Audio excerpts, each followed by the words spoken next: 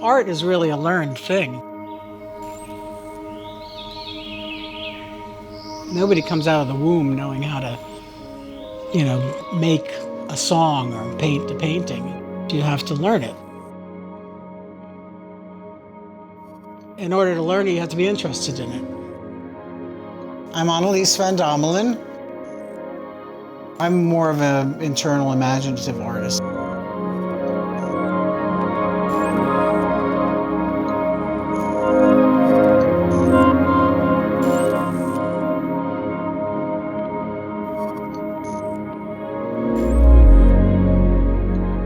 My favorite thing is in the discovery of previous marks.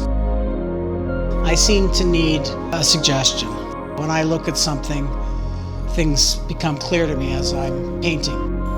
I think of myself as an editor in a lot of ways, knowing how to fix things, When I was young, this was my process. I would have a big canvas and I would viciously attack it with drips and oil and circular, marks and all kinds of marks that I normally use. And then I would find, after the big wash was done, then I would see what showed up. And then I would just keep defining certain areas. And what I did have to learn was how to let this delicious little area over here go in order to save the whole piece. That's just how I work. It's my process. Some people that I know figure out their whole painting in their head before they even start. That to me is baffling, And they're good painters, but I don't know how you do that. If I get stuck, I'll take an etching class someplace, or I'll take a silk screening class someplace. So when I come back with a new view.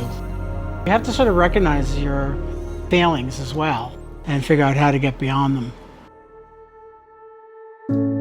I needed some instruction, so I went back to school for a couple years and got what I needed. When you go to the academy, for instance, which is a great school, I had to swallow a lot of pride because I had already been a professional artist for 20 years. I was carrying a studio and a bartending job. I went to the academy accepting the fact that I didn't know what I was supposed to know. So with about 3 months of great humbleization, I accepted I accepted it and I learned what I needed to know there. And I went there for a few years and it was a great, great, great experience. The more you learn, the more confident you get in your skills, and painting and printmaking and sculpting or whatever you do is music. It's all skill-based.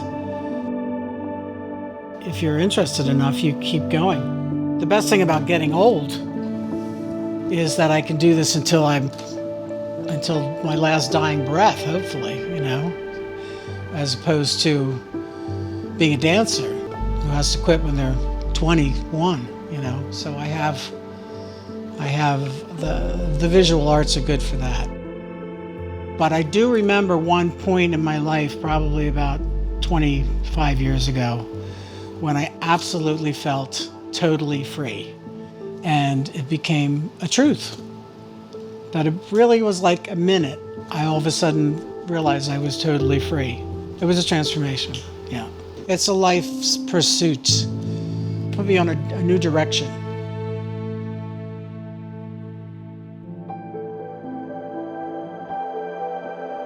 To be an artist, you have to be very resilient.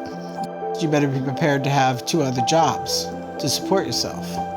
And you better be prepared to have 2 other jobs that give you the flexibility and the right amount of money to live a very simple life so that you have time to pursue your passion.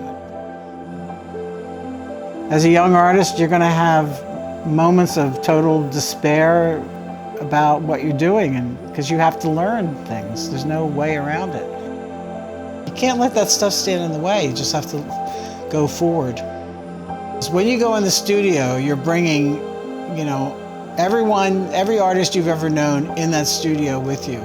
And if you're lucky, they'll leave one by one and you'll be there alone. And I think that's just so perfect because your influence comes from everywhere.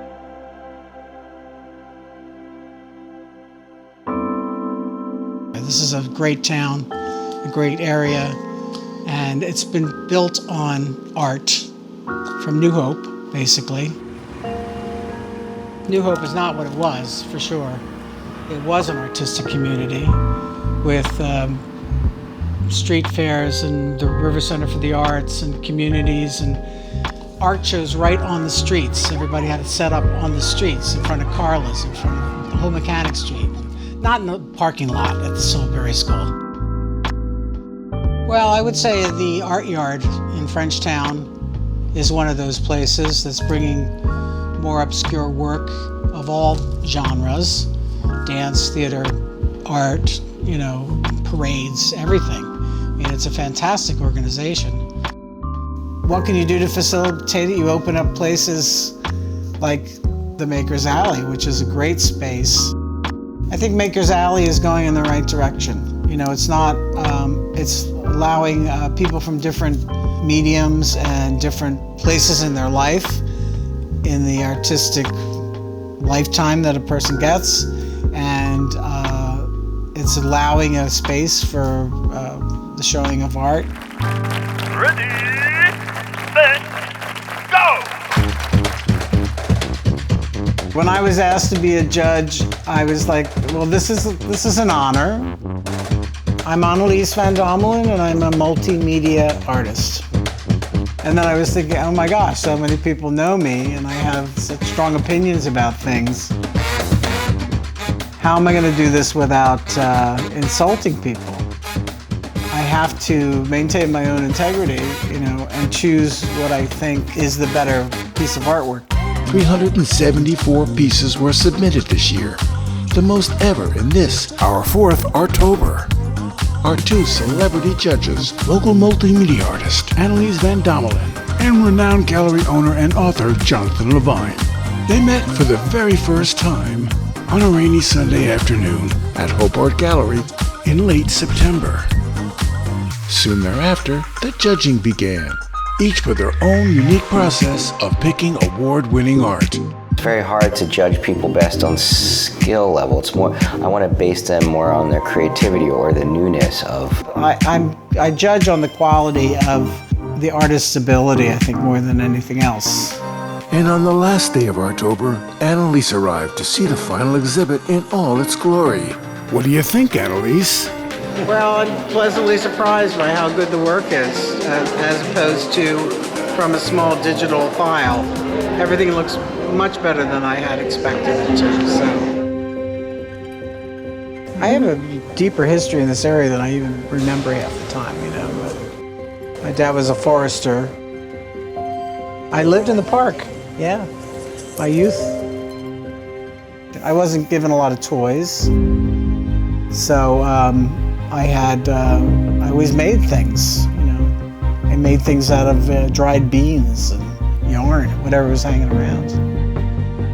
That's why I'm so influenced by nature. I mean, you can see natural substance in my work throughout, even if it's more abstract. It was a natural, organic entry into the art world.